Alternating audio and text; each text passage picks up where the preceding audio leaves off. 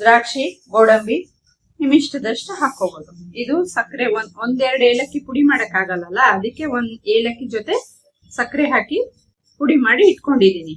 1 cup ರವೆಗೆ 1 cup ತುಪ್ಪ ಸಾಕು. ಇನ್ನು ತುಂಬಾ ನಿಮ್ಗೆ ಹೋಟ್ಲಲ್ಲಿ ತಿನ್ನಂಗೆ ಬೇಕು ಅಂದ್ರೆ 1 ಕಪ್ ರವೆಗೆ 1.5 ಕಪ್ ತುಪ್ಪ ಹಾಕೋಬೇಕು. ತುಪ್ಪ ಬಿಸಿ ಮಾಡಕ್ ಇಟ್ಟಿದೀನಿ ನೋಡಿ, ಅರ್ಧ ಕಪ್ ತುಪ್ಪ. ಅದಕ್ಕೆ 2-3 ಏಲಕ್ಕಿ, 2-3 ಲವಂಗ ಹಾಕ್ಬೇಕು, ಒಳ್ಳೆ ಘಮ ಕೊಡುತ್ತೆ. ಆಮೇಲೆ ಅದಕ್ಕೆ ಕಟ್ ಮಾಡಿ ಇಟ್ಕೊಂಡಿರೋ ಗೋಡಂಬಿ ಹಾಕೋಬೇಕು. ಗೋಡಂಬಿ ಚೆನ್ನಾಗಿ ಕೆಂಪಾಗ್ತದೆ.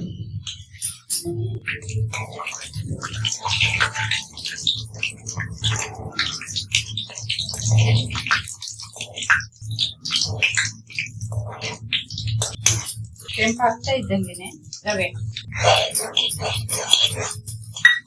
ಚೆನ್ನಾಗಿ